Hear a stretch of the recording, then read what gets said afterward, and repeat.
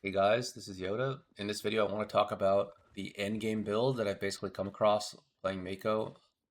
Once you're pretty close to fully geared, at least item-wise, like I have everything 330, a bunch of 35% sockets, etc.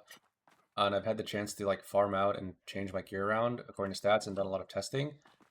So this is the build basically I've settled on, quote unquote settled. You know, obviously it's going to change in a week, but whatever.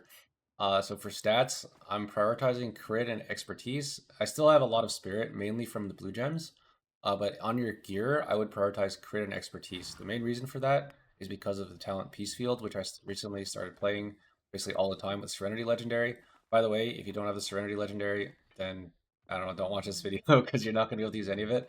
This build basically unlocks once you get the Serenity Legendary, and you're going to want to play with Peace Field. The reason you play with Peace Field with high crit and expertise is that crit and expertise double dip with Peace Field. So what I mean by that is that your Serenity base heal is buffed by crit because it can crit, and it's buffed by expertise because expertise increases the healing. And then the Peace Field dot or hot gets increased again. So it's it says it heals for 40% of your Serenity healing, but realistically, in a key, like if you look at a log, Peace Field, at least on my character, is actually oftentimes healing more than Serenity's itself. So it's basically doubling your Serenity healing, which is definitely worth the talent point, in my opinion. Better than like these three slash conclusive strikes.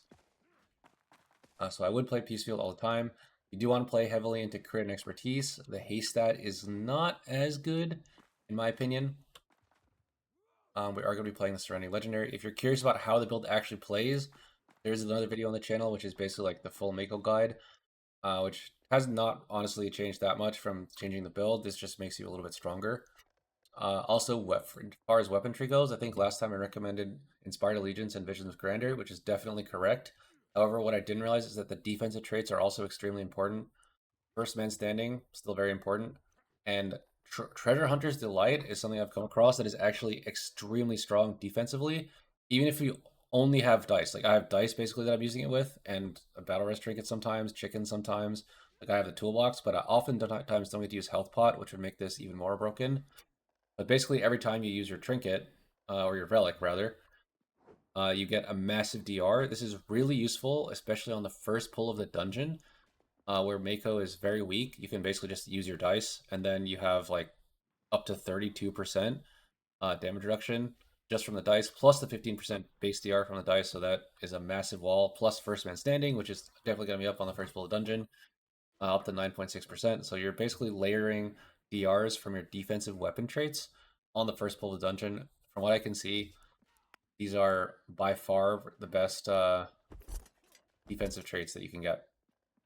Offensively, I think Visions of Grandeur is still the best, especially with full blue gems. And you do still want Theta Strike, obviously. And Hidden Power, I think, is very good. Navigators is also okay. Off your second heroic trait is not super important. I think they're all relatively close in power level, but hidden power is probably also the best secondary. So basically, what I'm saying is I have Abyss weapon, copy everything from the weapon, and yeah, that is mainly what I wanted to go over uh, in this video. Basically, just things I've recently learned. While you're like gearing, I wouldn't play too heavily into crit and expertise.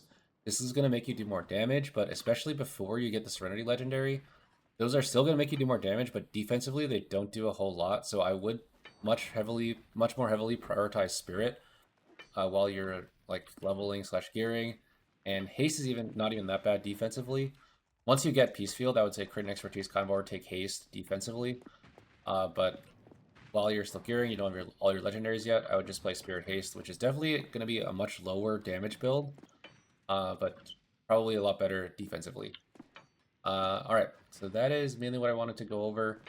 In terms of sets, I've been running the Torment set from Wraithtide and the Tuzari set. I think the Tuzari set, the Wraithtide set I would say is irreplaceable, but the Tuzari set I think is potentially replaceable by either the Drakheim set for just straight up more damage, or the set from Sithrils, which gives you agility on a crit proc, which is you're going to have enough crits to proc that, basically off cooldown.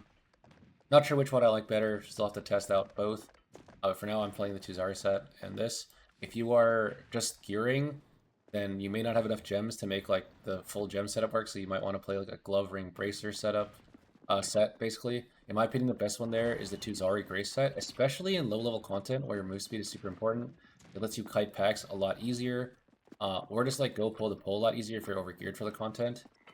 For pushing super high, I would say it's not ideal because the move speed's not super relevant. You kind of just pull everything and then plant until it's dead. But while you're gearing, etc., Tuzari Grace definitely feels really good.